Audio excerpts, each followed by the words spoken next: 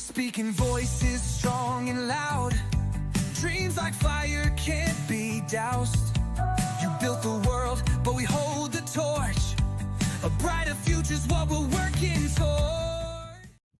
Howdy y'all, and welcome to Dakota Daydreams. I'm Dakota, and this week we'll be checking out the Bedside Garden, episode 22. And this week, I've got some plants that are honestly starting to go bad that I need to pull out, and some other plants that need to be pruned. So this week we're going to start with a little bit of garden maintenance.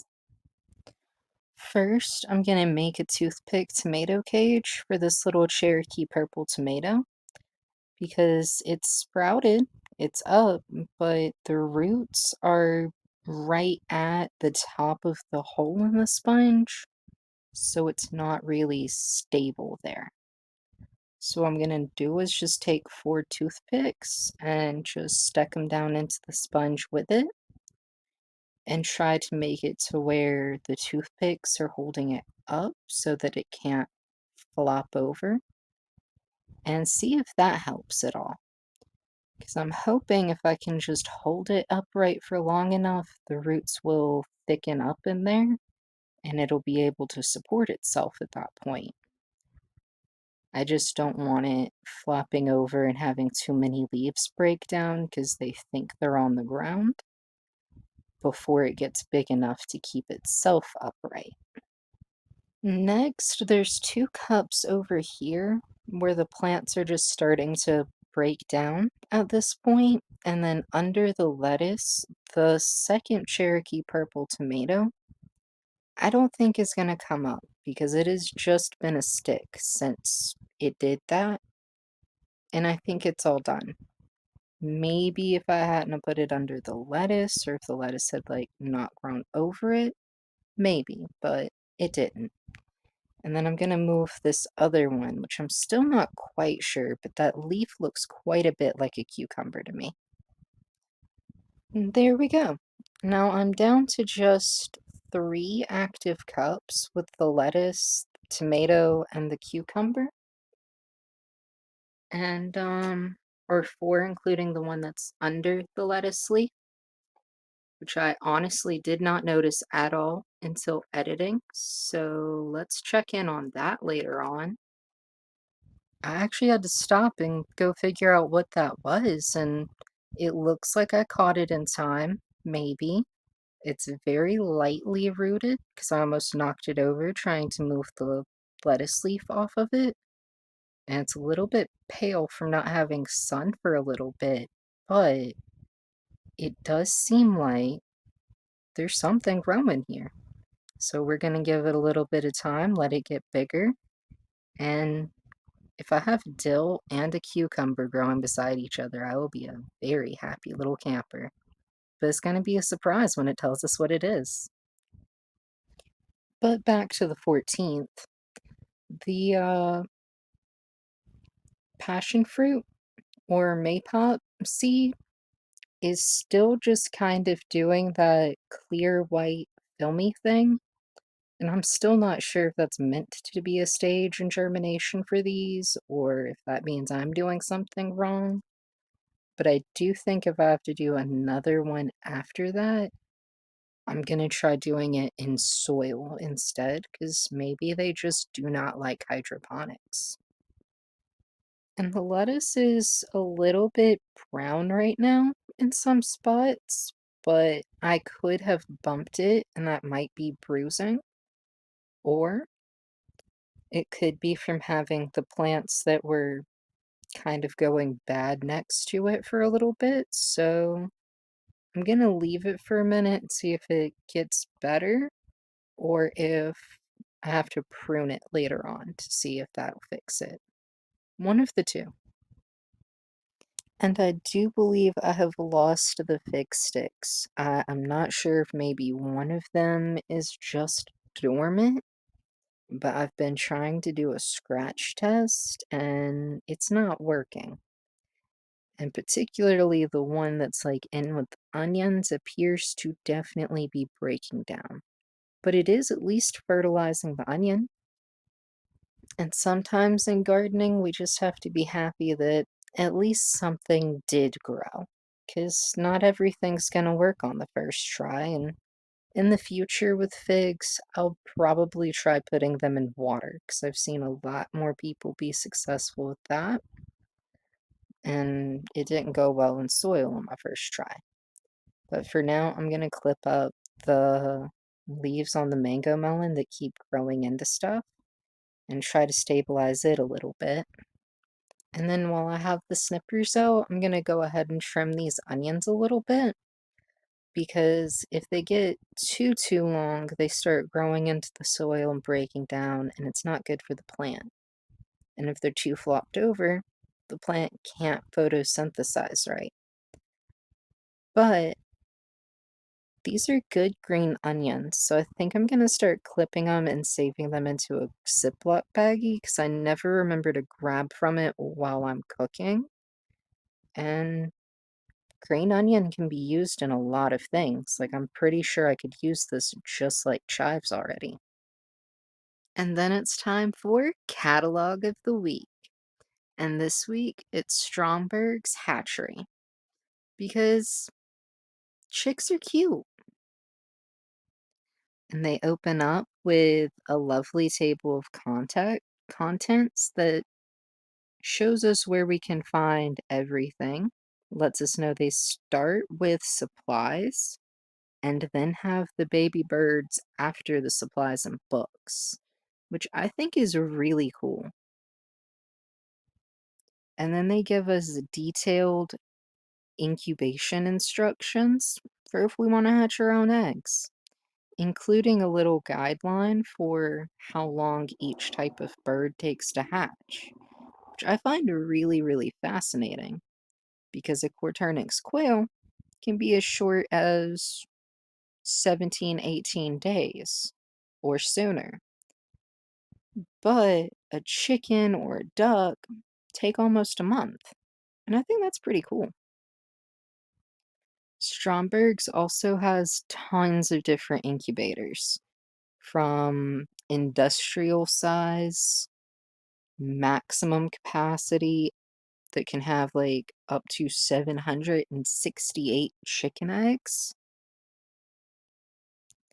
all the way down to the little tabletop ones that have the candler on top. And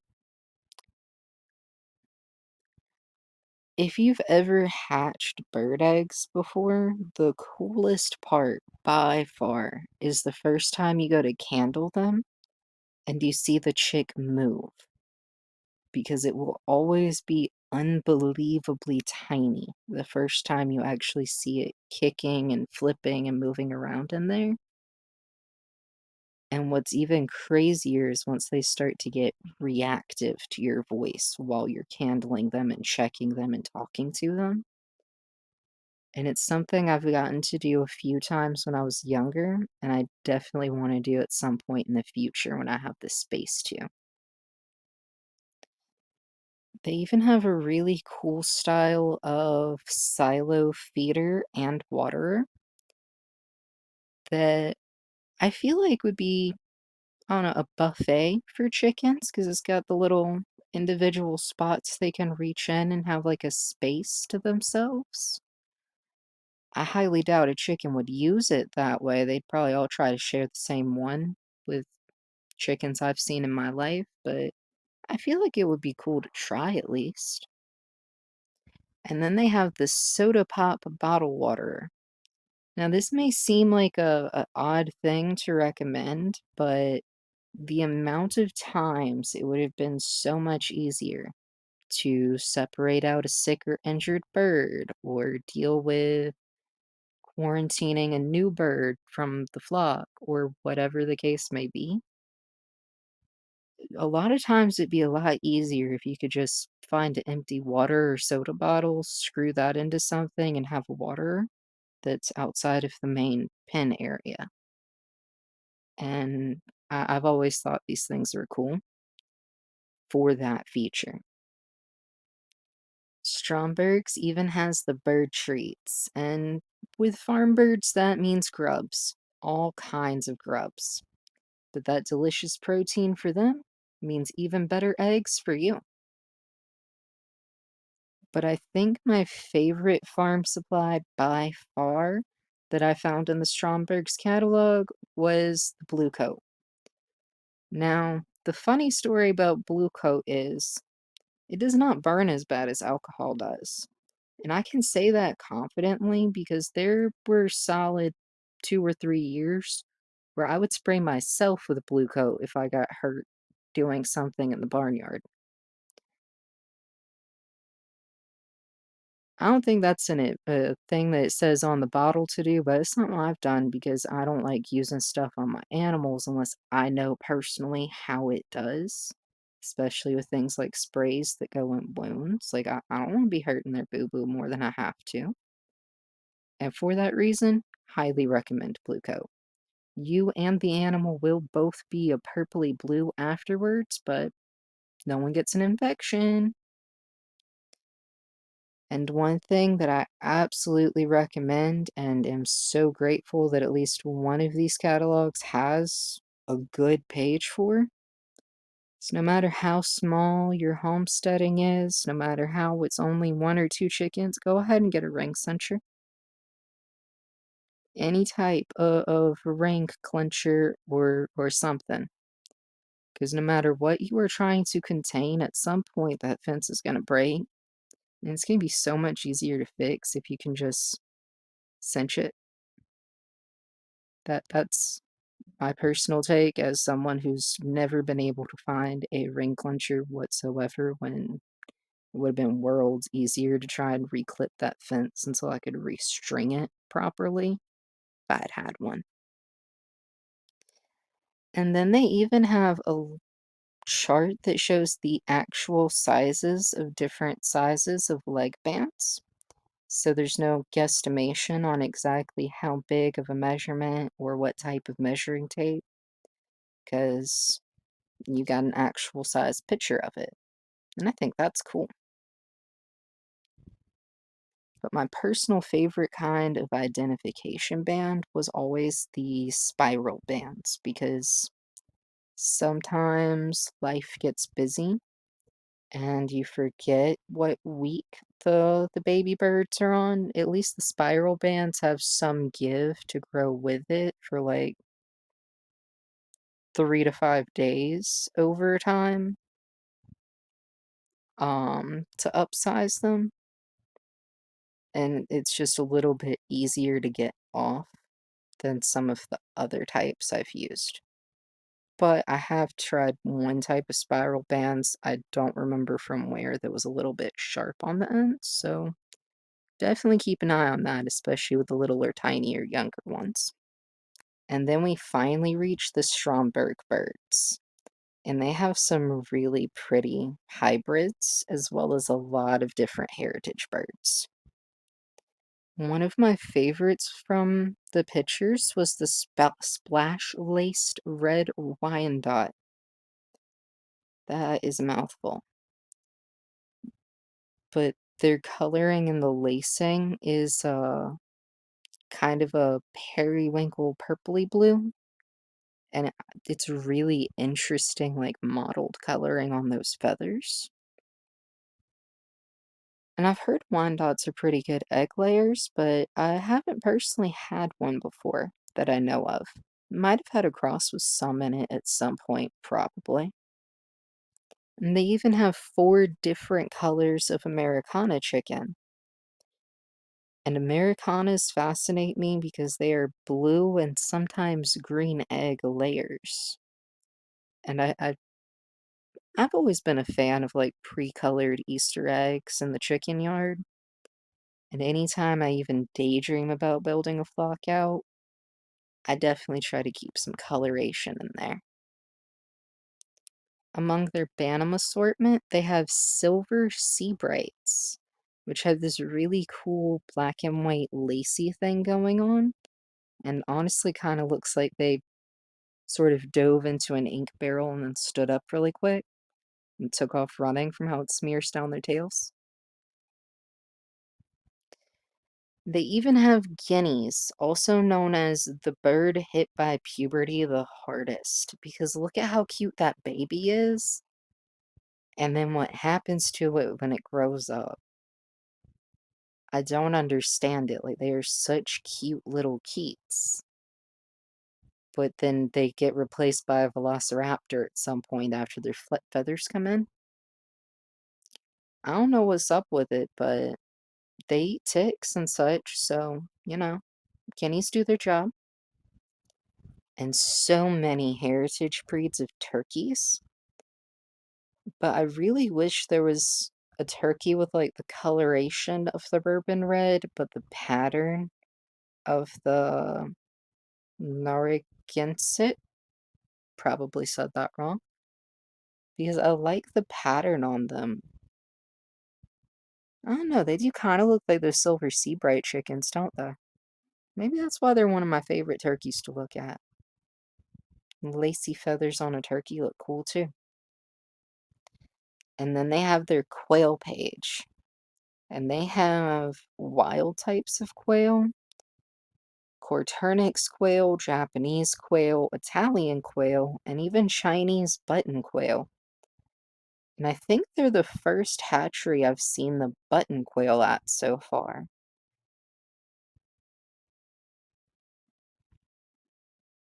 They offer both the chicks and eggs for most of the varieties. And honestly, with quail, I do think I'm going to end up starting with the eggs rather than the chicks, but I'm going to do that later on after I've started with chickens. Yeah, that seems to plot out best in the daydreams anyway. But Stromberg's even has a gray peacock pheasant, which is a pheasant that looks like a teeny tiny peacock. And a pair of them is $825. Y'all, I know this bird is insanely way too expensive for one pair of birds, but, you know, if I ever win the lottery, the peacock pheasant might be one of the signs, I feel like, because I've looked at them in window shopping and daydreaming for years. Because it's a pheasant that looks like a peacock.